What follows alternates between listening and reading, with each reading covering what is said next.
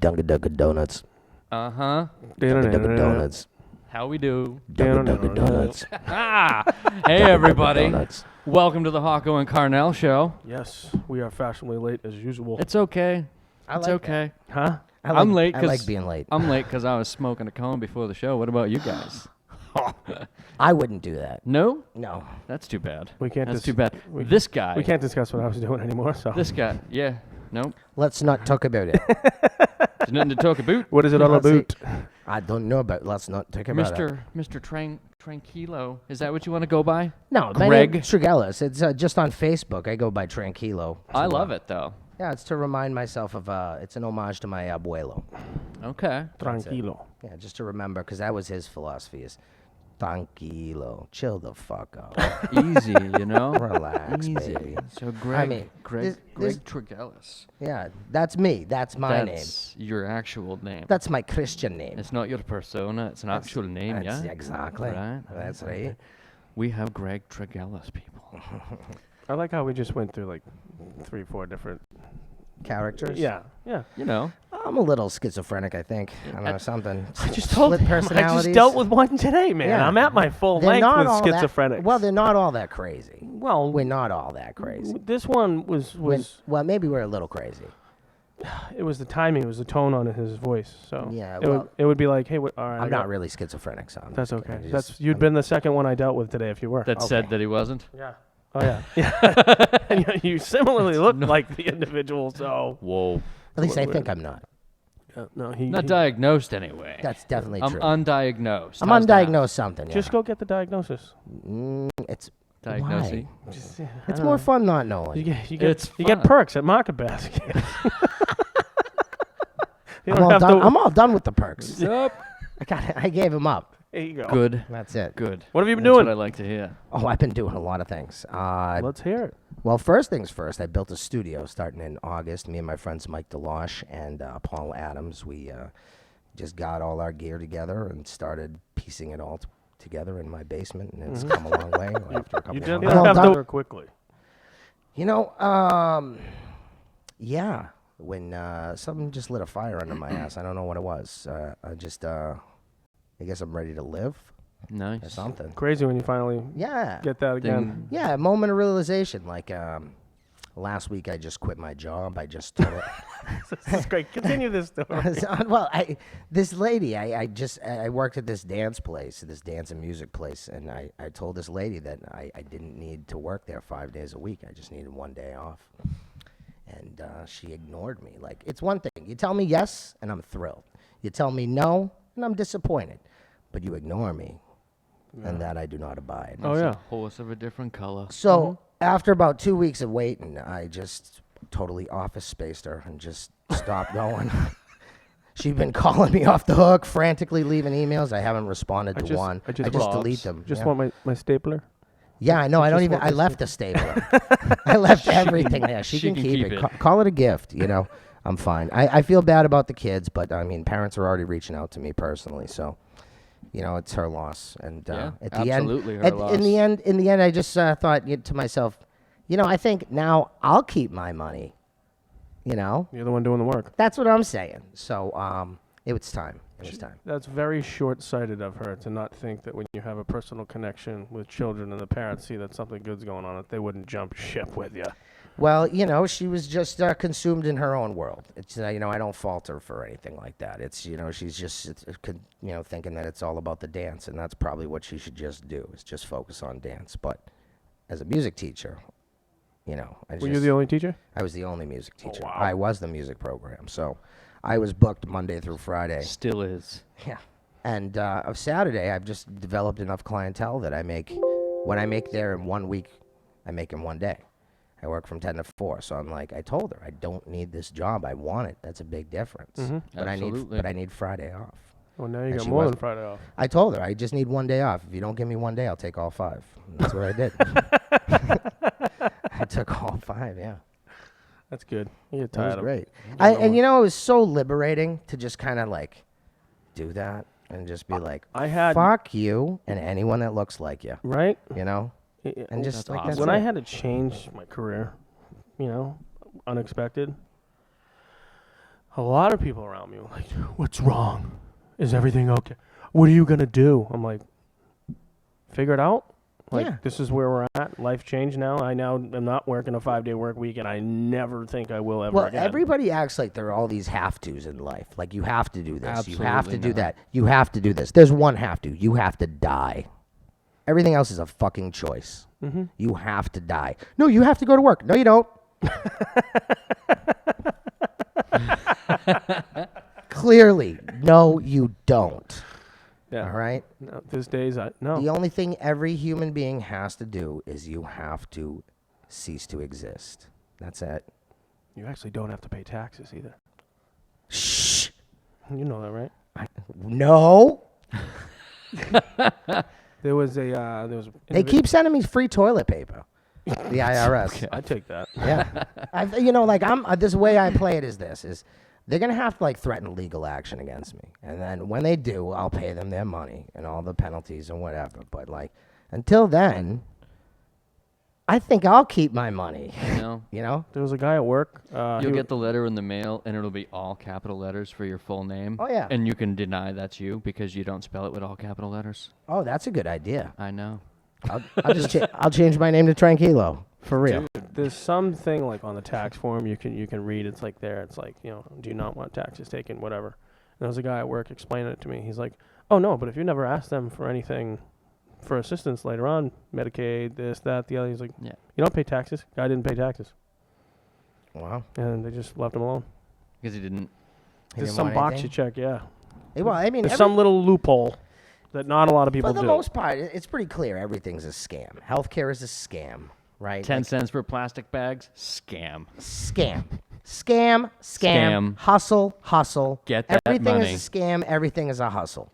And that's why, like, I don't want to contribute anymore to the corruption in politics or whatever. I'm fine just not giving them the money. Right on. I avoid even talking about it. Yeah, I'm here with you. I think it's just a good avenue to be like, you know what? It always just comes out negative. So why don't we just? I'm just gonna gets leave that. there. I Every haven't time. seen. I just know I'll get more results if I 100 keep the times. money. If I keep the money for me, I'll get more out of it than giving it to you guys. That's all I'm saying. Mm-hmm. When was the last time there was a political discussion that didn't go disgusting? You've got to do some serious They digging. do happen. Do they? It's I very, mean, who are they it's very talking about? infrequent. You can't have Wait, it let's via. not get there. No, you can't have it via text. You can't have a serious discussion via text. You like can't have any because you misread everything. Oh, yeah. everything you look into way more. And you You've read, you given- misread read it in and your The way you head read it as is it's- never good. I'll read Yeah. a sentence. The intention I put behind it is like, this person is trying to kill my mother. Right? And then it's like, And you're like, no, they're not. They were like, no, I was just busy. I didn't even think about my response. That's usually the You were an case, too. afterthought there. Yeah. That's all. That's all it was. I just But wanted it's to like- not leave you hanging. Yeah. Yeah. It's like, I was planning your death. You might have I seen had it. a hole dug. You've probably seen this. Shannon's gotten me about this before times. You know how like I'll text and I'll put ... That's me. That's a different thought. That's pause ... She's like, why do you write like that? It's so stupid. I was like, I don't know. Sorry. Because it makes sense to me. Yeah, That's it. Yeah, 10 things in a text message aren't going to be all the same thing. There might be 7 different things. Yeah. No. I told the ... Yeah. I do that shit all the time. Me too. It absolutely is like Like, this. more pondering, Yes. or am I going ... and then enter. Fuck yourself, like whatever it may be. I'm not there yet. It needed to stew a little bit. That's all. What have you been up to?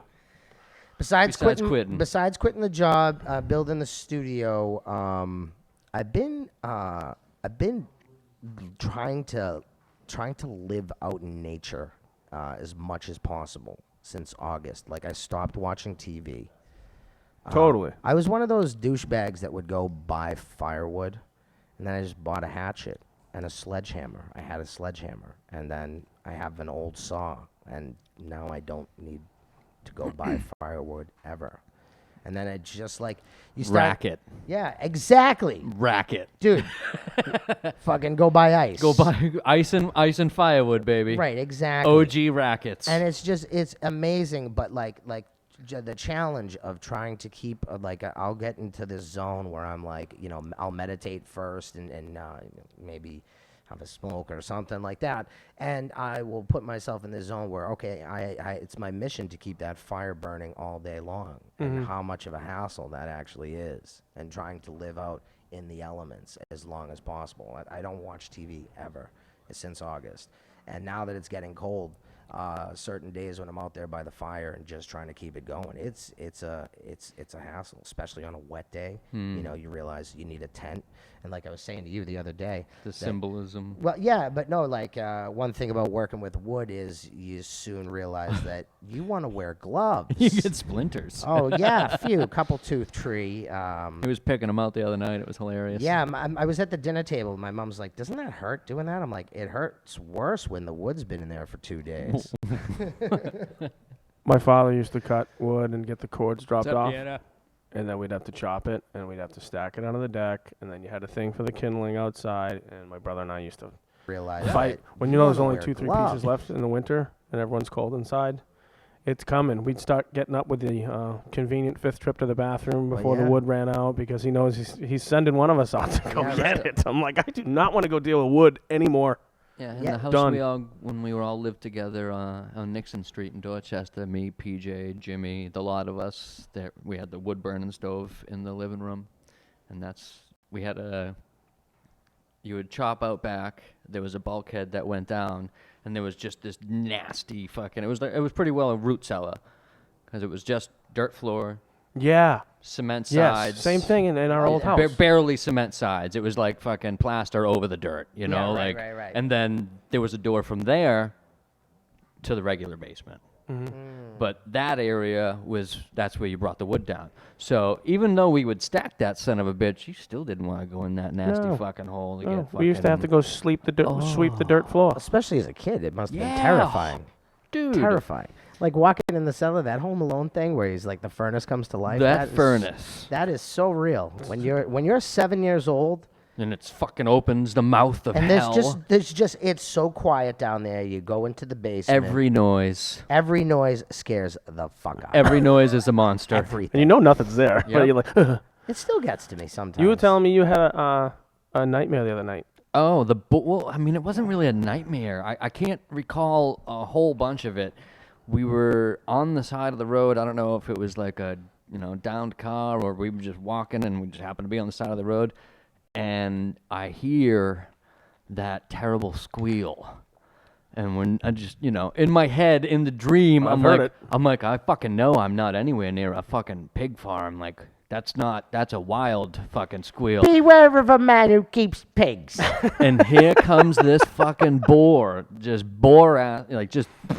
coming right at me. And I can remember like hopping out of the way like fucking Toro action and then jumping up on a fence. And then I got no more recollection. Then you woke up. Yeah. Yeah. Which they do hustle, dude, because I went hunted them in Texas from a helicopter. Yeah. I shot one of them 5 times I think I seen footage. in the head, and all his entrails came out, and he got up off the ground Oh, they're tough. and just kept. I'm not talking limping. I mean, he was like, Still going. woof. Yeah, no, I mean, you do not underestimate anything that lives out in the wild. Even turkeys will fuck you up. Dude. A gang of turkeys, if you are by yourself and you're not expecting them, and they got those like things in the back of their legs, it's It's their raptor claw. Yeah, it's. I mean, the males get really aggressive You around. get a the- turkey vulture too. around, It's, yeah. they're big. Oh, they're huge. One was going after my dog in the backyard, and I thought it was just a turkey. And then its wingspan went like this, and it was like 8 feet. I'm like, oh, he's gonna lift the dog. Even the Oh, hawk, yeah. even a hawk is intimidating when you see it close up. I saw a hawk swoop in front of me the other day to get a squirrel. He Did you got him. guys see the footage Oh, I it was posted crazy. a while back of the hawk when it swooped by and grabbed the bird and fucking Yes. went up to the tree I and just- ate it? Yeah. Yes. Yeah, I love hawks. Oh, fucking, not just this one. Yeah, no. Or Jimmy. No. was Hawks, fucking hawks like the lame. bird. That was lame. You're Hawks just, like you're the just bird, hating not on Hawco. the Yeah. word. Yeah. Yeah. No, I think last nightmare I had was, I think we discussed it a while back, was it was the entity. Remember the paralyzed sleeping? What's that word for that? Sleep paralysis? Idiot! This is where me thinking out loud gets me in trouble sometimes, and I don't even give a shit. What's that? When you're paralyzed, when your you're sleeping. What do they call that? Oh, you mean sleep paralysis? Yeah, that's it. That's it. I think there's another term for it too. I forget what it's called. Yeah, they probably got some. They probably got some crazy Latin words. A gaggle of turkeys. Is that true? Yeah, gaggle of turkeys. Anyways, Fuck a gaggle. I was stuck. I got stuck in that dream, and my wife was doing laundry in the basement and taking a nap, and I could hear her doing laundry. Like at one point, my eyes open. I'm like, she's right over there, and I was like, whoop. Just got stuck there. She heard me talking. And This she is came Greg into the room, Tregellis, and she the woke me up. man, the myth. She came in the room. She woke me up. Hi, everybody. And Sorry. she was like, what were you saying? Help me, help me. I was like, yeah, this is what just happened. I couldn't wake up. Freaked me the hell out. Yeah, well, that dream of not being able to move that's a common one. That's a common one. I've had that one. I think the worst nightmare that I have had is basically there's two versions of me fighting myself, and it's a weird one. Who wins?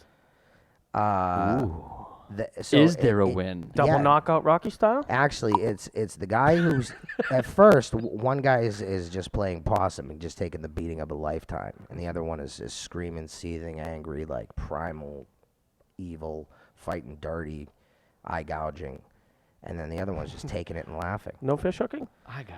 Yeah, You gotta put the fish I hooking mean in there. maybe, but it's one guy's vicious, one guy just takes it and just laughs, Yeah. and that's it, and I don't know. It's a pretty deep dream. I guess so. Yeah, You did some traveling too, right? I went to North Carolina over the summer. North Kakalaki. How was that? North Carolina. Looked like it was refreshing for the soul, dude. Well, I went to the Art of Living retreat, and Oh. this place. So I go to Charlotte, and I take an Uber to Boone, North Carolina, and I go to the top of the mountain, and I check into this place, the Art of Living, on a Wednesday. I said, I'm here for the silent retreat. I wanted to go into silence. I'm 3 years off of the dope, so I'm like, I got to do something different to get out there. So I'm trying this silence thing, and I do it, and I show up to the place on a Wednesday, and I say, I'm here for the retreat Wednesday to Sunday, and they go, oh, it's actually Thursday to Monday due to the holiday. And I said, well, this is information that the guy from Boston could have used before he got here. So then they said, well, okay. Well, I was like, you know what? This place is a paradise. I'm up in the mountains. We'll deal with this tomorrow. And I walked around. I had the best day I ever had. Yeah. Just walking around on the top of a mountain, the scenery, and just enjoying everything. There was a piano there, so I could sit there and play the piano, and then look What's up, out Jeff? and just see that whole view and everything like that. So the next day, I go to reception and I say, "This is my How problem." many people, though? You doing this with other people? Yeah, there's like 20 people in the whole group doing it. Okay, I was just So- about to ask that. So the next day I go to reception and I tell the lady, and she's like, "You're right, that's totally unacceptable. I'll talk to someone, we'll handle it." I'm like, because right now it's just a mild irritation, but I know me. Yep. If I go into silence and this is unresolved, here's Johnny! Like, just, I'm gonna fucking flip. I know me. I'm a Greek. I just like this. It's like, Yeah. you know, okay, let's go. You gonna fix it or what? And so I took care of everything. I switched my flight and all that stuff, and then I got to switch my hotel night. So it was all good. But then I go into silence, and the guy says something that really messed with me. He says, "This is not going to be pleasant. This is going to be like going into the basement and taking a rug that no one's touched for 30 years and going like this. All the dust is gonna come up. All the dust, and you don't know what that dust is made out of, and you don't know if you have an allergy to it, and all this shit. And all of a sudden, I felt like I got hit with like That was the beginning. I got hit with like a massive dose of LSD, and that's what I told the guy, and he was like, "Well, I have never done LSD, so I don't know." And I'm like, "Dude, you should have done LSD before teaching this class, because I'm fucked up, man. Like, I'm totally fucked up on my own chemicals. Yeah. Like, the reason any drug works is because of the brain chemistry, right? So all the chemicals are already there. It's just you take a substance and it fast tracks it or whatever. But whatever we did after meditating and doing yoga and all this shit for hours and all these different things I never done, all of a sudden he says this thing and it's like, boom, I'm tripping. I am fucked up. And I got this look like of just primal fear. And he's like, "Are you okay?" I'm like, no. And he's like, will you be? And I was like, yes. I just need to get adjusted to this. This is totally fucked up. This is totally crazy. And that's you thinking out loud, Yeah. just like, Yeah, like this yeah. is totally fucked up. So then it dawns on me, they never righted my wrong. And now I go from primal fear to primal rage. And I'm like, because of the room, because of the y- whole thing. Yep. Yeah, because of the whole, I told them, I forewarned them. I said, listen, I know me. Let's handle this. Yeah.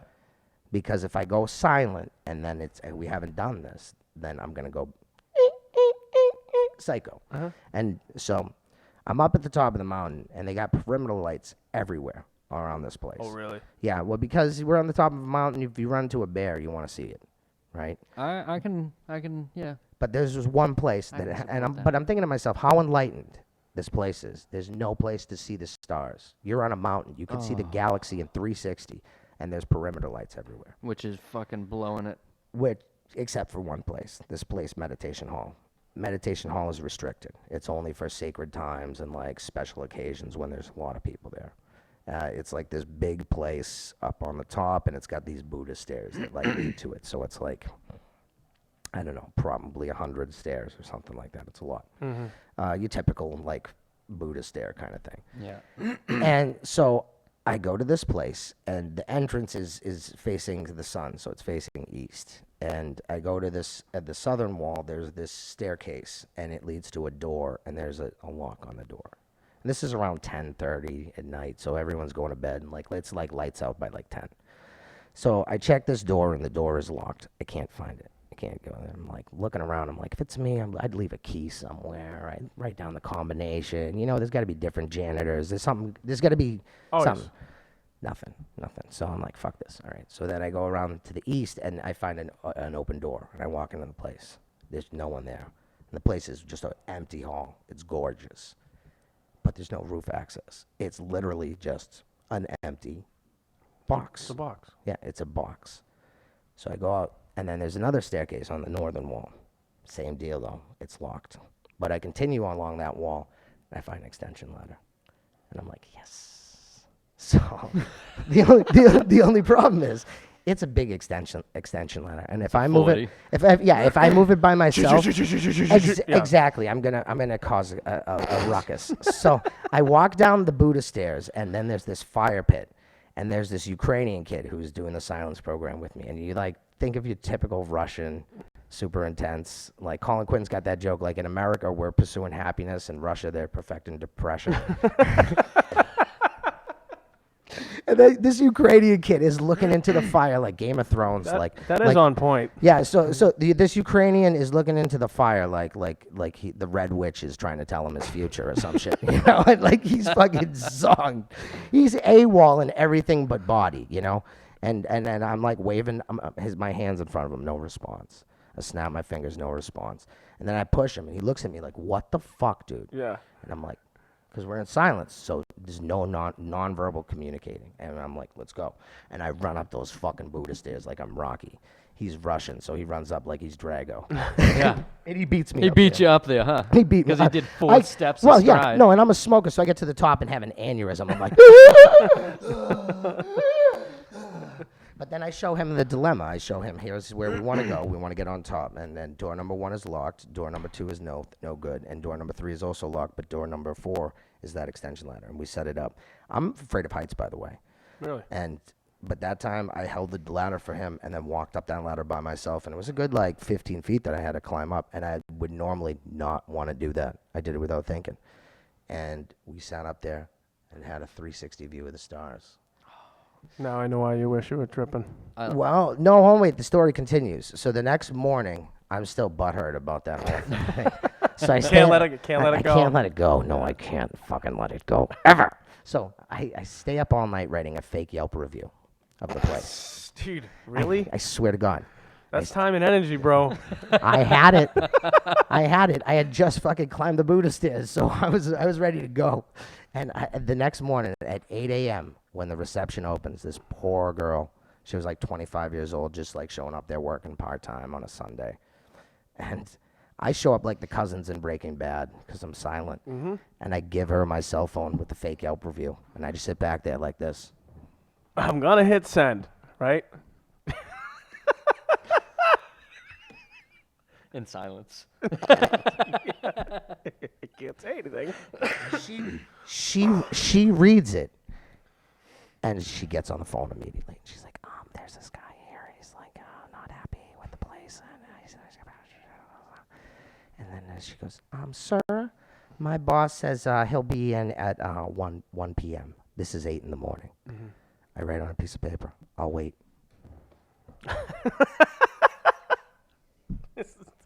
I mean, the old me was like that too. Just don't let it go.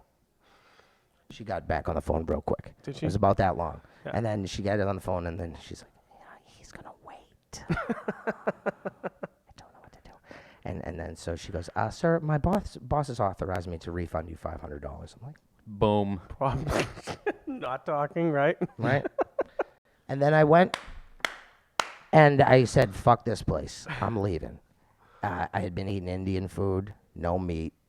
I don't know about you, but I have to eat something that was like killed. Yeah. Like I have to eat something that had parents. Yeah. Something that like went to the death. Like I know it's awful. I know I'm going straight to hell for that, but it's the truth. It's only awful to some people. No, I need blood. I just need blood. It's a desire. I was off of it. So this was me. For 3 days, I gave up cigarettes, speaking. Was that did you red have meat. to while you were there or no? No, well, they didn't have. It was all vegan, vegetarian, so Okay. there's no meat. Okay. So No, I mean the cigarettes. they Because were it's like a coping mechanism. No, if they you're- were like, there's a smoking area for people there. But I was like, It's at you the know what? bottom of the mountain. I was like, I'm there. Let me try to quit. Let Yeah. me try to not have any cigarettes. This should be peaceful and blah blah blah. Yeah. And then I went psychotic. And then it's a Sunday morning in the South in North Carolina, so I'm trying to find an Uber driver off the mountain. But guess where everybody is on a Sunday morning in North Carolina? Church. Absolutely. Yeah. Not one Uber driver. None. Zero. So I walk down the mountain. It takes me 3.5 hours.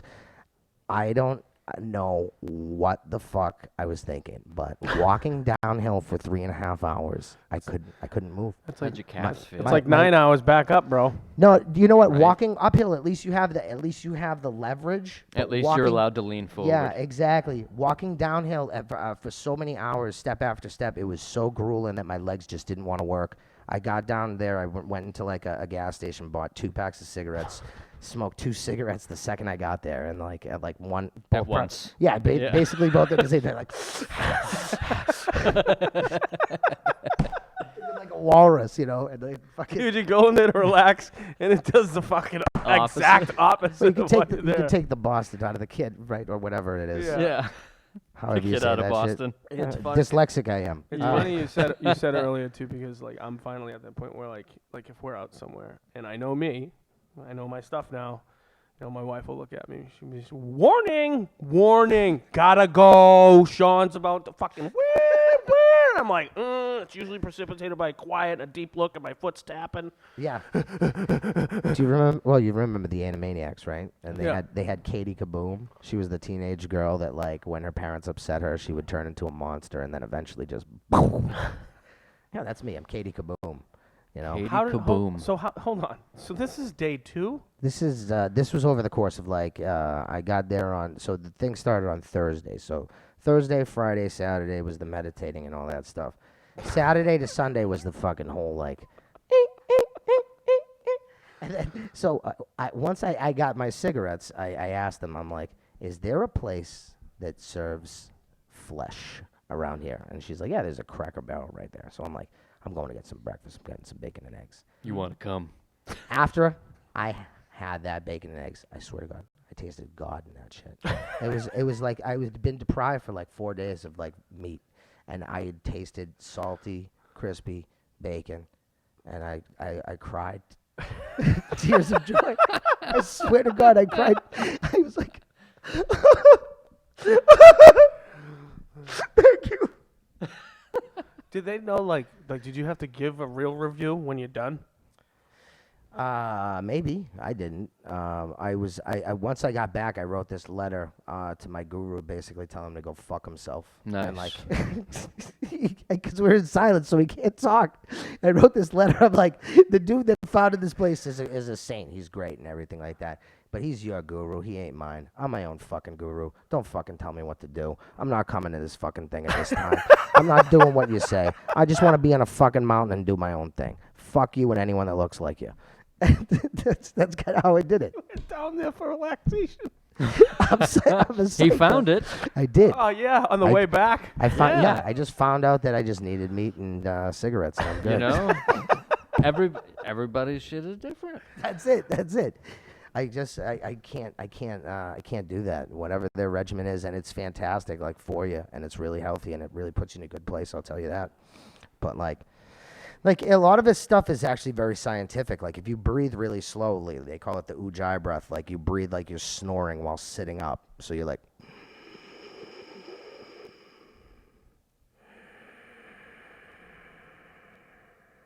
You do a few of those, it's like smoking weed.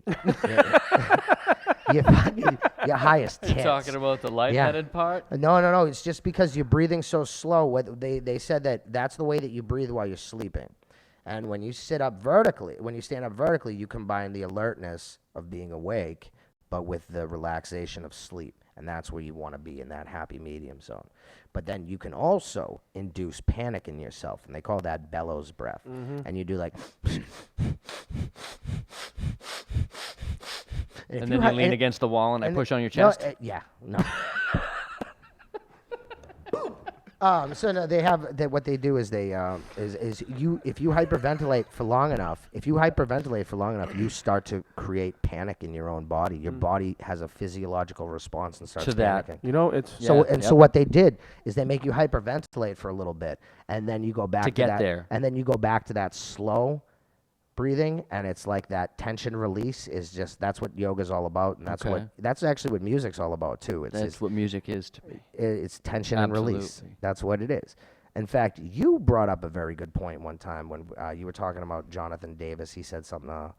And when he in an interview, as he progressed, that he would lose demons. Right. What? That it's not And fair for an artist to like To be expected to maintain that. this level of creativity that they're at or whatever, because he's eventually going to run out of demons to scream at. Yeah. Or something along So that's those why lines. if you've noticed from the first Korn album to the latest, it's Garbage. it went from being like, all Well, right. Did you see to- Did you see the documentary about that dude Head from Korn? Head PE. The Head. He was one of the guitar players. He's a like a church going man. Yeah, now. right. Yeah, exactly. Really? Oh yeah. Yeah, it's a fantastic documentary about the relationship with him and his daughter. It was a really heart wrenching story, but it was I'll about have to him. give it a watch. He was a meth addict, and Which is a horrible fucking thing. oh, it's a bad drug. That's the West Coast thing. I know. Ours is the opiates. No, I know. Right, I yeah, know. no. Believe me, I'm. Well, we all know. Everybody knows, Yeah. but it's unfortunate because I know a lot of people on the West Coast too. And it's I mean, see, it's crazy. Like our junkies, and again, I can absolutely say that word, are sleeping.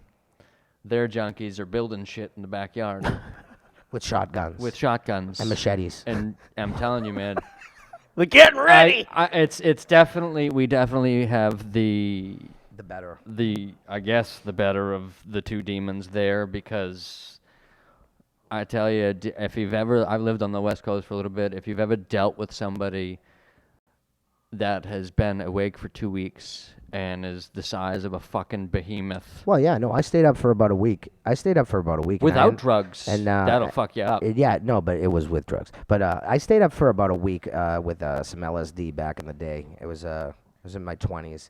And it kept me up for at least a couple of days, and then I had stayed up Dude, your brain starts Dude, to I fry. told you. Yeah, no, I stayed up for about probably 4 days straight, and then from that point on, it was about 2 hours, 3 hours of sleep a night, and then I started to go loopy, and after about a month of that, I ended up being put away for a little bit, and then like, you know what? That was the best thing too. I feel like everybody should get put away at some point.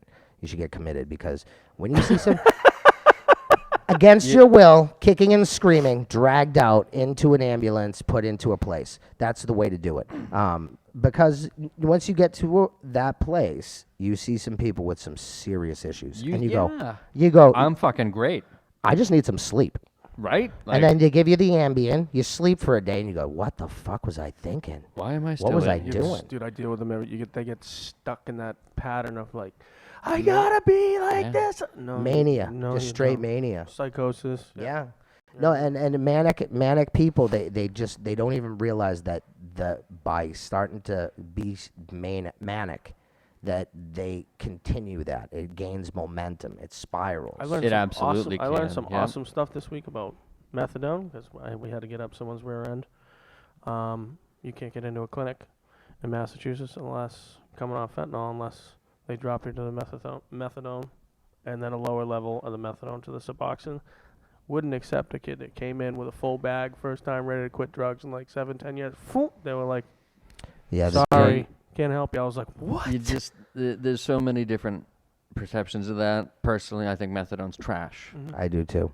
Yeah. I think Suboxone is too. I think the best way I to do it is liked with the edibles. The Suboxone, because I did adjust my clean date because of to when I got off of Suboxone, Yeah. because I've got an extra 2.5 years, but with Suboxone. Right. You know what I mean? Mm-hmm. And Whatever does it. as long as you're taking that shit the way you're supposed to, and you're not, Yep. then it's gonna do what it's supposed to.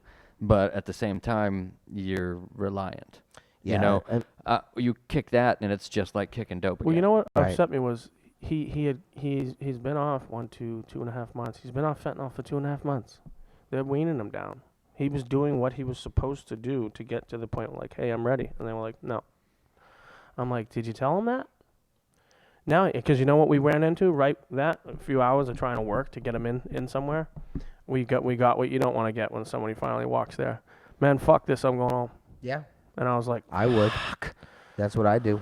that's why I got frustrated. I was like, That's exactly right. Yeah, no, I mean, the drug system, the drug policies in this country are atrocious, and that's why I don't listen to them.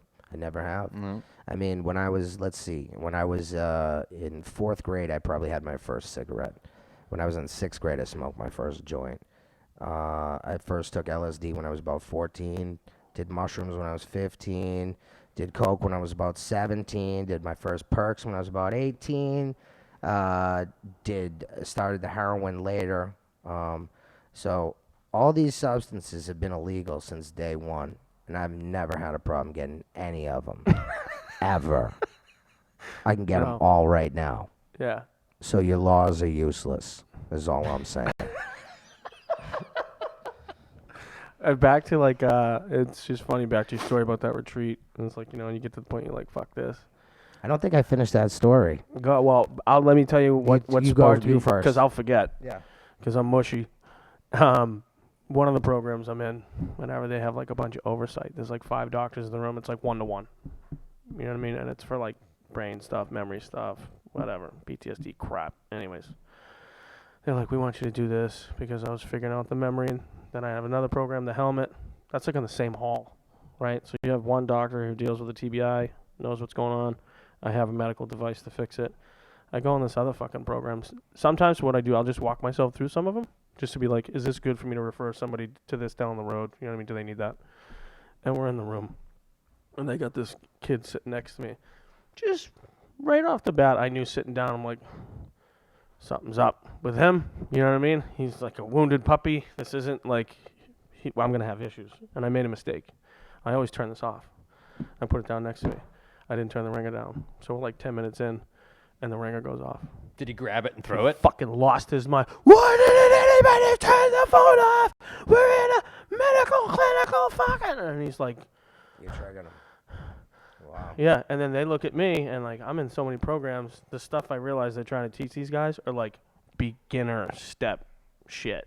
And I'm like, Doc, there's 2 more focus groups, right? She's like, yeah. I go, I'll be in the next one. I ain't dealing with this shit. Yeah, that's He crazy. just came unwound Yeah, because of the phone. well, I mean, mental illness. I mean, I even hate that term because it's like we all have the capacity for mental illness. I'm fucking totally mentally ill. If you haven't It noticed. is so under fucking. Yeah, but you can get a grip on it. Yeah, exactly right. So like you and I probably have the same thought process. It's always there. I just fucking maintain it as much as I can. What I said to the dudes that like with the kids in my class, because they were like, "What the fuck happened? You like disappeared for like a day," and I was like, and then once we came out of silence, I was like, "Look, I got all the same demons that you guys got. The only difference is I know all of mine by name." And what's worse is I like all of them. I'm friends with all of them. You know, all my demons, I like them. We hang out like they're mischievous and they're fucking psychotic. But sometimes you hate them. But no, what I've decided is that they just can't have the keys. They can't be in the driver's seat ever. You gotta sit back there and shut up. Exactly right. That's exactly the way that I look at it. You, especially today around the holidays. You, that one, sit down. But in the back. Nope, you're in the trunk. The brain is a funny thing. It's a fragile thing. It's a very fragile thing. My grandfather, in the last few years of his life, was getting demented, and they said he had Alzheimer's years ago. But here's the thing. He was living by himself since like 1978 to like 2013. If you don't have enough stimulation, you'll go demented too. And so once he got moved up with us and he was around his family, he was joking around and being his old self. So the Alzheimer's diagnosis. First of all, he went to doctors in Puerto Rico, and if you don't know, it's not a good place to get anything done there, personally. Anyway, so my grandfather, he would wake up in the morning, and he would have this look of just total fear. Just like, why the fuck am I here? What is going on? And he would look at me, and then I would just go, look. I realized that people are just mirrors, right? So it's like, hey, if I'm calm, he'll be calm. And I'm like, look, abuelo, you're in Boston with your family. Let's go downstairs. I'll make you some coffee and toast. And he'd be like, okay, that sounds good. He was always doing this with his chin. Okay, that sounds good. And then we go downstairs, and then I make him his coffee, his toast, and he'd smell that coffee and his toast, and he'd go, mejor que millonario, which means you're treating me better than a millionaire. And then I'd play his old music, and you'd see this posture from like this. You'd start to get him out of there. To go like this. It's like it jump-started his brain. And then all of a sudden he's saying something in Spanish. And I'm like, what the hell is he saying? And then it's like, it's the next lyric in the song that he's listening to. I caught this from this podcast, Music in the Brain, for people with memory problems. Mm-hmm. You give them the music, especially dementia and Alzheimer's. You give them music that they grew up with. Of their time, yeah. It's basically around the time that they're getting laid, 15 to 20. Yep. Those are the deepest seated memories, and that's with the music. And that's the music that you're gonna stick with for the rest of your life. The music that you hear from 15 to 20 is the music that you're gonna want. That makes sense. Yeah. And so if you give people that music that are losing their memories, the memories that they still have will get jump started, and then all of a sudden it was like magic. He would be like a frightened kid, like in a ball like this, like, what the fuck is going on? And then you'd hear like, sin estrellas, and he'd just be like, me importas tú, y tú, y solamente tú, y nadie más que tú. It's It's funny, too, because when you see people that have an issue, if they're coming to you all hot and you get them calm, you can see the reversal. You see the... Oh, yeah. And it's on the face, too. Sometimes people walk in my office, I'm like, sit down, have a piece of candy. You want something to drink? We're going to get through this. I was with this girl, and her ex called me, freaking the fuck out, like blowing up. And I was calm, cool, and collective. And by the end of it, he was also calmed and da-da-da-da-da.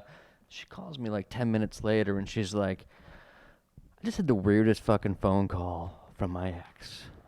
And I'm like, what happened? What did he say? What a great guy. So he just explained how he called ready to kill you and how he doesn't know why, but he's like, that was just the calmingest person I've ever spoke to in my life. Tone, dude. Tone can bring people down. He's like, always. He's like, I ain't mad at him. Like, fucking, who's gone? Tranquilo. Yeah, I remember the conversation, too. I was like, what are you even mad about, guy? Like, what else you got going on? You guys have been other than your trip? Separated. Oh, yeah. So, I decided I've been in bands and doing the gigging thing, playing multiple instruments. I play drums, guitar, Guitar? bass. Piano's my main instrument, and that's the one that I've been playing mostly for the last 5-6 years. I'm out and gigging in bands, being a slut, basically. Gigging. Gig slut. Total gig slut. Who wants to play with me? So Play anyway, with the same people? I play with anyone. I play You're a whore. paid to the order of. So if you pay me, I play. Ooh. That's it. Pay to play. Yeah, that's it. And so, but what I realized is after playing in so many bars and so many function bands and all that good stuff that, I don't want that so much. What I really want is I don't want to be Michael Jackson. I want to be Quincy Jones. The problem is I'm Quincy Gregg. Right? What a build. Yeah, right. So I want to be a producer. Is what it is. Quincy Jones. I heard him in an interview say that he learned a long time ago that there was a difference between the music business and music, and that's what it is. And if you stick around long enough, you run into you got to figure out how much money you get paid ahead of time because someone will stiff you if you go on the honor system. Okay. If you're a band leader, you got to work out how you're going to pay your people. Because the band leader that doesn't pay his people doesn't keep his band, and that has happened. So you learn some things being in that world, and the one thing about being in cover bands is it's good money because people want to hear songs that they know. Really? Yeah, but it's I would have thought that would have been the it's- other way around. no, well, right now it seems like there's a bit of an upswing. People are starving for art, I think. I think people are starving for creativity, the human connection. And so there's an old student of mine, this girl, Annie Omani, and she's my first artist that I'm producing. Annie is she's had a tough life to say the least. Her story is her story to tell, not mine. But to sum it up, basically she lost both of her parents and relatively young, and then she takes this whole life experiences and puts them into song, and that's the power of it. And she comes back. It was actually after Abuelo's wake. I was actually the day of Abuelo's wake. I ran into her, and she tells me that I just wrote the best song I've ever written. I said, well, I'd like to hear it sometime. And I heard it, and I was like, Miss Annie, that is very good. So Annie Omani is an up-and-comer. I'm working with her. Case in point, last night we got together, and this girl is driven, and she's got a gift. She plays guitar, and she was like, I would really like to learn how to play this song on the piano. I'm like, all right, well, I'll show you. And I showed her, and what takes most people like a month to learn, she learned in 2 hours. Really? Yeah, Wow. she just did it over and over again until she got it. And that's all it Repetition. takes. Yeah. That's all it takes. It's just muscle memory. Yeah. It's just reps. It's sheer reps, and she just did it over and over. Right hand by itself, left hand by itself. My buddy both Matthew hands Berg, together. he's a piano teacher, right? I've done a couple things with him too. That's what I got. It was just the same thing. Like, again, even when I fucked it up, again, Always. again, because then when he gets on there, it's like he got the feet going. He's playing like Bach, Oh yeah, no, Bach is a real asshole. Bach was a real fucking jerk. He can And play why all is that? But here's the thing with Bach. What Bach did was, so before Bach's time, there was always different keyboards. The keyboard has always been around, basically, but it was an organ. You got air. You have a pipe that's this length. It's going to make this tone, like Blue Man Group. They Yep, hit the yep. pipes, right? So the keys, they had like keyboards, primitive versions of them in like Roman times even. But in Bach's time, they figured out that system, that configuration, where you get a group of 2 black keys, a group of 3 black keys, and then 7 different white keys. And that's the configuration that they got it. And so what Bach's claim to fame is, the reason that they call him the father of classical music is because Bach said, okay, well, there's 12 different keys in total, so I'll write a song in each of the 12 keys. And then he goes, well, this is just the major keys, the happy sound. These could also be minor keys, so I'll write a song in every minor key as well. So he wrote 24 songs. Once the piano was configured this way, he wrote this book called The Well-Tempered Clavier. And this is like the book for classical piano players. Like if you're a piano player and you don't know about that book, you don't know shit. Like that's it. That's like it. That's like step 1 is basically it. In fact, I heard this guy say this, and it was awesome because I started studying Bach. I just don't have the patience to do it all the time, but when I'm motivated, I'll do it. because it takes a lot of work. I mean, I have to do that 1,000 times before it starts sounding close, you know, and it's still never right. To You know, it's exactly right. So it's very difficult. And then he also created what's called the fugue. So a fugue is like a very simple fugue is like row, Just row, a litany of information. right. Yeah. No, a just keeps fugue coming. is like row, row, row your boat, row, row, Oh, row when your it- boat, row, yeah, row, right. and- so, okay. so it enters at different times, but it's that on steroids and methamphetamine. So Okay. it goes in different directions, and all the voices go everywhere. And Bach was such a freak that he could do these things like on the fly. He could just improvise them. And it's funny, like people think these guys are like these like dudes, but like these guys were the rock stars back in their day. I mean, Bach was a Protestant, so everything was for the church, and he gave all the glory to God. But Mozart was the next one in line, and Mozart was Wasn't he a whore? Mozart was the prodigy, and so he was a rock star. He got- Bach? no. No. Oh, okay. No. So Bach was the father. Yep. He was the father of classical piano, and then after him was Mozart. And Mozart was the rock star because Mozart was like this 6-year-old kid that could play Bach. So his dad was like the first Joe Jackson. He's like, hey, you guys want to see Michael Jackson? So Mozart grew up totally fucked up. Yeah. Right. He had Neverland Ranch and like, no, he didn't. He grew up, he spent all his money on hookers and fucking drink and fucking died young and penniless. So Really? yeah, Mozart lived a miserable existence. Wow. Yeah, that's what you get, prodigies. Fuck you. You heard it first. No, I'm just jealous. That's all. But no, really, and those prodigies, it's not fair to say that because you don't know what He's it's a like. prodigal son No, himself. Don't you listen to don't. him. No, but you don't know what it's like to be like one of those guys with perfect pitch. Like you'd think you'd be jealous of those people that just hear things and know exactly what that is. Like there's this kid that I'm so jealous of. This kid, Dylan Beato. He's got the world's greatest ear. His dad can hit any note on the piano, do any chord, and he just knows it exactly what it is instantly. And but you don't know what it's like to be that kid. It might drive him nuts to hear a piano that's slightly out of tune. He might hate music. You don't know. That's what I I've- was impressed when the guys went in the studio and Matt was like, they were looking for a sound and he was like, oh, that's like G, this is like A, like bing, bing, bing. Well, I mean, yeah, but that's like, you know, if that'd be like me being impressed with like how you know how to move in jujitsu or something that you know how Yeah. to do that you've done 1,000,000,000 times. They and were it's- able to adjust the song they already made on Right. the fly. Well, exactly. Yeah.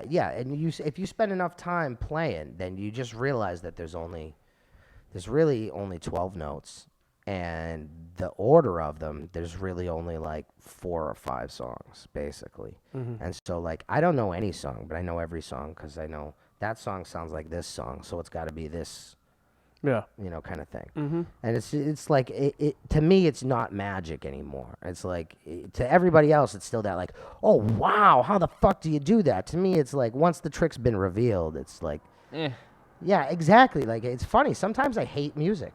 It's really funny. Isn't that weird? That, like, Yeah. It's extremely weird. but I mean, I don't. I love it. It's just I you know what? Let me say it like this. I love it and hate it equally. Okay. Does that make sense? No. No. No. I just yeah. Yeah, it does, because it applies to what we were talking about earlier, like him and his demons. Yeah. Hate them, but I love them all. Exactly right. Yeah. It's just that kind of relationship. You know. Sometimes it's work, Mm-hmm. and that sucks. But like this guy Mark Grill, I did a gig with him, and I was like, Mark, how is it that you're better than everyone on every instrument, and you look like you're having the most fun? He's like, dude, it's called play music, not work music. And I'm like, you son of a bitch. That's brilliant. And so it changed my whole perspective. 'Cause Just the way you look at it. when I was slugging it out for a good decade out and doing gigs and bars and playing and humping all that gear around, it gets exhausting and it's not so much fun. It's a job It like anything becomes else. work to you. It becomes work. And then, but you know what happened is once I started getting enough students that I didn't have to gig, it became the cherry on top. Right. And so Yeah. now I really enjoy doing gigs. And I Hence the change, right? exactly. Start It- producing it's- like, it- hey, I liked that. Exactly, and it keeps you on your toes. You got to keep playing because you got to keep playing out. There is nothing like playing with other people. In fact, I was talking to my buddy Adam Tiro, and he was saying that solo gigs. We were talking about how solo gigs are the most depressing thing on the planet. It's like talking to yourself. That's what it's like. Because music is essentially a conversation. So when you play by yourself, it's like, you know. But when you play with someone else, there's someone else to talk to, and it can be really good. It can be really magical. You ever bomb a solo gig? Always. Yeah, I mean, I make a million mistakes constantly, and they pay me for it, regardless. You know, that's what I realize. I have no shame, and like, Yeah. I don't know. There's a part of that part of my brain that like most people get embarrassed about, like looking You're like, foolish. Fuck it. You know, I used to feel that fever a while ago. The red face. Yeah, exactly. But then after a while, I just realized that like I get paid either way. Mm-hmm. So I might as well just go out there and Actually, suck. you know what? You do. I mean, have you ever run into this? I was watching the, the episode where they eat the wings, the hot wings, right? People are on, and I think David Spade was on there, and he had a promoter. He bombed one time. He's like, every comedian does it. You're gonna bomb. And the promoter, was like, I forget how many tickets it was. It was like 4,500, whatever. Like it was a big venue. And he sold like 4,427. And the promoter's like, oh, you didn't sell it out. That was in the contract. We're not paying you. He's like, dude, Yeah. I'm going to tell every comedian that I know in the country not to come here ever again. No, well, the comedians, that's a different world entirely, too. It's funny because it seems like comedians and musicians have this grass is always greener kind of thing going on with each other, where comedians want to be rock stars and rock stars Wanna be- with comedians. Yeah, it's Yeah. kind of this thing, because it's kind of true. Like, because I dipped my toes in the comedy water. I ran a comedy show at Maggie's Lounge for 5 years. Saw that. Yep. What else you gonna do Wednesday? Me and my buddy Billy Cox. He's working at the Improv Asylum in Cambridge. You might run into our cousin, Kyle. Yeah, Mhm. probably. So anyway, the comedians, you know, that's a tough world to climb that ladder. You got to slug it out in the open mic nights and, like, you know, do some terrible fucking gigs before you start seeing a nickel. And suffer a lot. Like, you know, here's the thing. As a musician, I'll tell you this. I have never been more nervous in my entire life than when I did stand up for the first time, because as a musician, you literally have something to hide behind. You have an instrument. You got Really? You freaked out? some buffer, right? Yeah, and then with just a microphone, it was like it felt totally naked, and I was like just like reading down on my phone. It sucked. It was about. It was awful. Got to start somewhere. But exactly right. You know, it's like you know, I'm not gonna be one of those guys on his deathbed that goes, "Oh, I wish I would have done things that I wanted to." Yeah. No, that's not me. I do things and then suffer the crickets. And the best thing was that nobody remembered or gave a shit. Yeah. I was the only one that did. Everyone was. I was like, remember telling some kid like a few months later, it's like, "Oh, I had that fucking awful set." And they're like, "I don't remember," because he had 20 awful sets that week, you know. Yeah. Like, I saw this kid. He would do our gig like every other month or every month, and he would just bomb, and then the second time he'd get a couple of chuckles, and then the third time, and he's saying the same fucking jokes, the same material Over and over? yeah. So then it gets stale, and then the fourth time, like, he figured out the timing of it, or he figured out that you exit this word, or you get rid of this word, or you say it this way, or you there's a different emphasis, or you gotta. It's work. It's a lot of work, and it's a lot of high risk, high reward. That's what I'll say, because when you are starting to get laughs, like one of the best things I ever did was came up with a song. It's beginning to look a lot like syphilis. I sang it to my buddy Bill. It's beginning to look a lot like syphilis. Come on, let's hear it. Everywhere you go. I forget where it was. It's like, no, I think the last line was because we were doing the gig at Maggie's Lounge. It was like, it's beginning to look a lot like syphilis. So think before you scrounge. And a couple things you can do. Always keep a rubber with you and stay out of Maggie's Lounge. I bet that went over. It killed. I used to also do Louis Armstrong featuring Scarface. Yeah. So I'd like, I don't know if I can do Louis right now.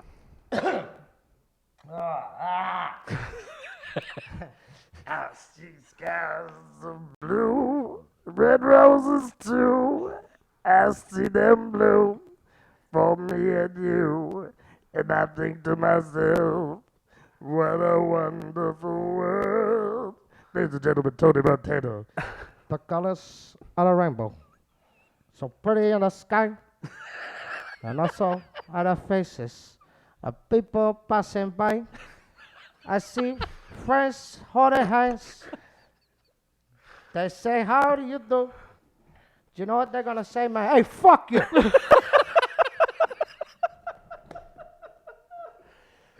Oh, Yeah, that was fun.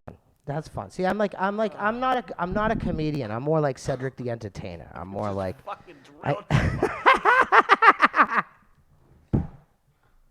Is that the bad one? Of course it is. why wouldn't it be? I fucking taste metal in my mouth now. Oh man. But yeah, no. So You all right? Dude, that fucking hurt. so comedy is great when it goes great. It is awful when it goes awful. Oh, as someone that watches comedy, I love that awkward silence in the room. Like, you know that sucked, and no one thought it was funny. Well, Dave, I love a good comedian that takes that fucking shot that nobody laughs at and works with that. Well, you know what, Dave Turns it on them. Dave like, Chappelle. oh, okay, Dave you know? Chappelle. I heard him say something or read him say something or whatever, and he said something about being comfortable with silence, and that's what it is. Bro, that did not work for you. I know. Hence why I'm not a comic.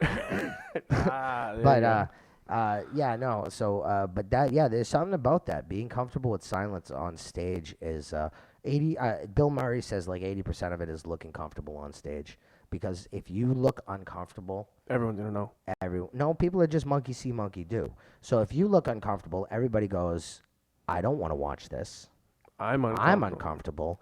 Get the fuck off stage. Where's the cane? Where's the guy with the stick? Where's Statler and Waldorf? Yeah, You know? Blues Brothers chicken wire. What's with the chicken wire? Oh shit. Oh man. B, we good? Yeah, okay. This one timeline. What do you got coming up, man? Other than producing, you got? Hold on, you got hold some- on. Oh, sorry. What is it? Oh, yeah. What is it? So we were having this conversation, and basically about when I went crazy with the LSD. I got caught up in this song, Epic. Epic, which is a great song. It is a great Faith song. No More. And now, if you're in this frame of mind with a lot of hallucinogenic substances, I don't know if that's your kind of thing. If it is, give me a call. But anyway, the chorus is, you want it all, but you can't have it. It's in your It's in your face, but you can't grab it, and it's it. What is it? And it's that thing that we're all after. For lack of a better word, it is God. It is. It is everything. It is everything. The universe, whatever word you want to use for it, it is all that is. And so now, if you're tripping out, that can. Take on a whole new meaning. Well, you understand why I got committed now, right? Right. So I drove myself a little crazy. There's this line of sanity that, like, again, I was talking about mental illness. I like to walk that line. Dance it. A little bit. I like to dance it on the right side Yeah. because sometimes I find when I'm on the left, Well, I'm like, this isn't good. I had a DMT experience. How was that? DMT is it's fantastic. Here's the thing. It takes one hit, really. 2 hits and you cross the threshold. Yeah. I took 7. Oh, dude. I would. So And were you you know that- stuck you- there for longer than like the 30 No. minutes? You know that nightmare I had about me fighting myself. Mm-hmm. It came true. We fought. My subconscious basically took over and made my conscious ego tap out. And That's what I keep hearing. You come out of it like refreshed. No, it was brutal though. I woke up. My mom was over me with the phone, ready to call an ambulance because I was literally shoving my face into the cement. I was like liar, fighting myself, and I had no control over my body. My body was saying, "Let me show you how much of a bitch you are." And they were saying, because it was like this. You feel like you're basically talking to the gods. And you might as well be, because in that frame of mind, whatever. So they basically said to me, and I know it's just my own head, so whatever. But they basically said, what would you say to the thing that gave you all the answers, that answered the question, what is it? And I said, thank you, but like that. And they go, no, not like that. Wrong. No. Not like that. How long can you hold your breath? And I'd hold my breath.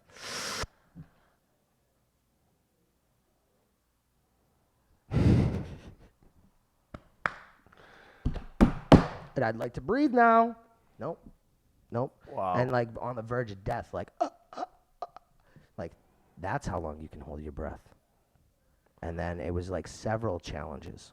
What's your tap out point? How long can you do this? How long can you do this? And they're like, you want to keep messing with this stuff. Like it's medicine, and you're using it as a recreational. You're going too far. You're doing too much. You're going past the threshold. Took 2 hits. You're not respecting it. And so, as a result, they were like, you want your third eye? And they took my head and smashed it into the cement. And then that's when I came to. My mom was over me, looking with the phone in her hand, about to call an ambulance. And then I was like, thank you. Thank you. Thank you. And then I'm done with that shit. It's a little too much. But if you do it properly, Yeah, I just and you wasn't have like a shaman or something. guidance, Yeah. well, that's the thing, is I'm my own guru, right? So no one can't tell me shit anyway, so fuck them. Yeah, that the hallucinogenic substances, they're fucked up. They fuck with you in a way different way. It's not like the opiates get in your bones and you become a junkie. And weed, you get a little high and it's like tripping 0.000001. But like LSD, after the DMT thing, LSD just feels like smoking weed now. It doesn't even do anything anymore. Like, nothing. So I mean, like, I used to sell it and take it when I was younger myself. yeah, so like I can't. It's no point. I've crossed that, because you know what it is with those things. Like you've taken enough acid where it's like you don't ever really come down.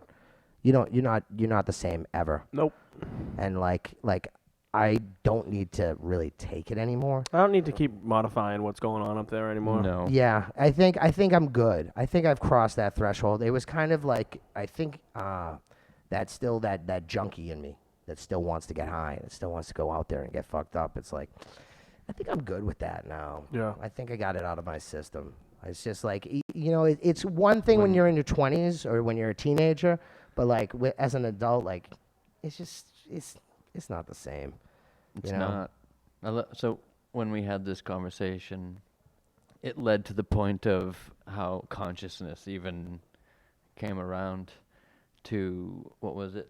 What did you say? Monkeys eating stuff in the wild? So there's this theory called the stoned ape theory. I've heard some people talk about it, that basically you had monkeys all trying to go from tree to tree, and then shit starts drying up. So out of necessity, monkeys start walking. Now monkeys start scavenging and hunting and gathering, and they start eating all these substances, because you got to eat something, right? So you start eating some psilocybin, some mushrooms. Trying stuff. You're just trying stuff. Ooh, what's that? Dude See trips what's out. going to take you, And now there's a reason that all those plants are holy to any native peoples, any indigenous peoples. They're like plants like tobacco, because tobacco's sacred because it burns slowly. So no matter where you go, you can keep fire with you in your pocket. Same thing with sage, same thing with sweetgrass. Anything that burns slowly, that is life and death. If your tribe has to travel from one place to another place and it's wet and you got no tobacco, you got no fire, you guys all die of exposure, right? So tobacco, sage, all that stuff is sacred, revered. And then the hallucinogenic substances, they were always taken by the shaman, the guys who were in charge. And in like Greece, for example, like they used to make this stew, okay? And they'd have like these ancient raves. And they basically made LSD. They took this root that had the same compound that they'd used to synthesize LSD from, and they made this stew, and everyone would trip out and have a good time. But they had laws that were like, We only do this once a year. This is sacred. And if Yeah. anyone gets caught making it, not at this time, like the time of the Outside harvest. of this time, yep. Outside of this time, they get put to death, and they make an example of them. So it's the same, but it's the same thing with like the natives. Like the natives, like it was a spirit quest. It was not a recreational thing. It was something you did when you needed it, when you needed the medicine. The guidance. And then well, we can just wrap it up with this. And it's like the same thing with the opiates. It's all the plant medicine is medicine, and the opiates are good medicine for people that are dying, and that's the only thing it's good for is people that are on their way out. If you're not dying, you don't need it. First and concur. foremost, I want to thank you for coming here. We love when you come here. It's I great. love talking with you I guys. learn something every time. just he let I'm leaves a here. fucking It's freak. Well, beautiful. that's what like me and Bobby got the same brain. We just do. we don't sleep. We're just fucking consumers, and the consumers of information. So there's that great line in Shawshank Redemption where he's like, Morgan Freeman says, "A man in prison will do most anything to keep his mind occupied." That's not just people in prison. That's every human being. Love you, dude. Yeah. You're gonna keep coming on it. Always. Quarterly, monthly. Yeah. Wrap it up, brother. All right. We're late. That's it. All right, everybody, we want to say thank you for watching. If you tuned in on YouTube, sorry that we have no comment access, so if you said anything, I'll see it later and I'll say something back to you. Good night, everybody. We do love you all, and you know what? We will absolutely see you next Tuesday. Bye.